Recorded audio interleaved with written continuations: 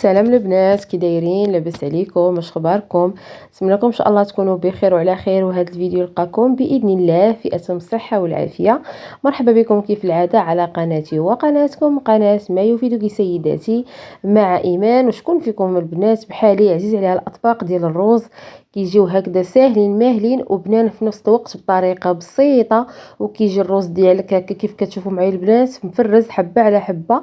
هاد الطبق كيجي غني لذيذ وسريع، يعني كنوجدوه في وقت وجيز بطريقه بسيطه. تابعوا معايا الفيديو الاخير باش تعرفوا على المقادير وكيفيه التحضير. ما تنساوش لي اللايكات ونتقاسموا الطريقه باش نحضروا هاد الطبق هذا كطبق سريع للغداء او العشاء.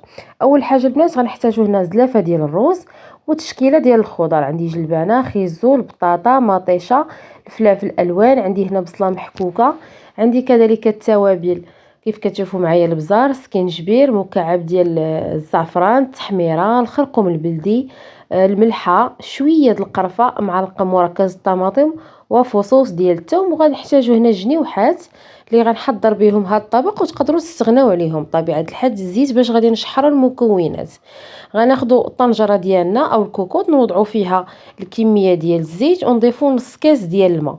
من بعد غننزلوا التوابل وغنوضعوا المكونات باش تشحر.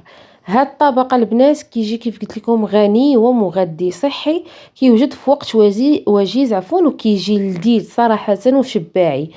هنا نزلت البنات كيف كتشوفوا معايا العطريه، نزلت هنا كذلك البصله المحكوكه. غادي نحرك المكونات جيدا وغنضيف عليهم هاد الجنيوحات. يعني بعض المرات كيبقاو عندنا جنيوحات ما نعرفوش شنو غنحضروا بهم، كيبقاو كيجيو لذاذ بزاف هكذا في الطبق ديال الروز. غنوضعهم فوق البوطه نخليهم كيتشحروا مزيان مزيان البنات حتى كيتلبسوا بهذيك التوابل وكيجيو هكا بنان.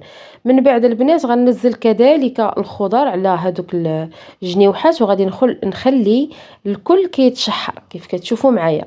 غنخليو المكونات كيتشحروا فوق البوطه وندوزو باش نحضروا الروز ديالنا. بالنسبه للروز البنات كيبقى حسب افراد الاسره. هنا ضفت شو كيف كتشوفوا معايا شويه ديال القزبر ومعدنوس طريين. غادي نحرك الكل ونخليهم على النار.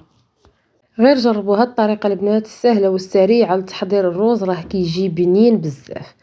ندوزو بالكميه ديال الروز البنات، ضروري هاد المرحله مهمه. كيف كتشوفوا معايا انا عندي هذاك الروز كلاصي الصفر كيكون هكا حباته طوال، كنديروهم في واحد الاناء اللي يكون فيه الماء ونحاولوا هكذا نفركوه بالاصابع ديالنا حتى كيتغير اللون ديال الماء. هذا السر باش ما يتعجنش لكم هذاك الروز وكيجي مفرز حبه على حبه وكيجي بنين صراحه، ما كيجيش معجن نهائيا. كيف كتشوفوا معايا هنا غادي نزول هذاك الماء وغنخليه هكذا حتى كيتسقطر تماما. من بعد ما كتكون تشحرات لنا الخضيره مع دوك الجنيوحات، انا غادي نحيد هذوك الجناوح، غنحيدهم هما الاولين حتى نوضع الروز ونحركه جيدا مع ديك التوابل حتى هو كيزيد يتلبس بهاد المكونات او هاد التوابل اللي وضعنا. صراحه راه كيجي بنين. هنا البنات راني وضعت الكميه ديال الروز وغنحاول هكذا نحركها او نشحرها. البوطه هنا البنات كتكون متوسطه، يعني ما تكونش نار مهيله. بالنسبه للزلافه ديال الروز غنديروا 2 ليف ديال الماء، فهذه هي كميه مضبوطه وينجح معكم الطبق ديال الروز من اول تجربه. سهل بسيط سريع وبنين بزاف كيشهي. صافي هنا كيف كتشوفوا معايا حركت الكميه ديال الماء مع الروز وغادي ننزل هذوك الجنيوحات في الوجه ديال الروز هكذا باش ما كيتفتوش، حيت كيف كتعرفوا ان الجنيوحات راه دغيا يطيبوا. صافي غنوضعهم في الوجه. نسد الطنجره ديالي، بمجرد ما كيخرج الهواء من الصفاره كندير الصفاره وكنقص عليها مده ديال 20 دقيقه. من بعد كنحيد الطنجره من فوق البوطه نحلها، وهذا هو الشكل النهائي ديال الرز ديالنا كيفاش كيجي رائع بتشكيل هاد الخضر. كيعطيو منظر زوين وكيجي غني، يعني شي حاجه اللي صحيه بنينه.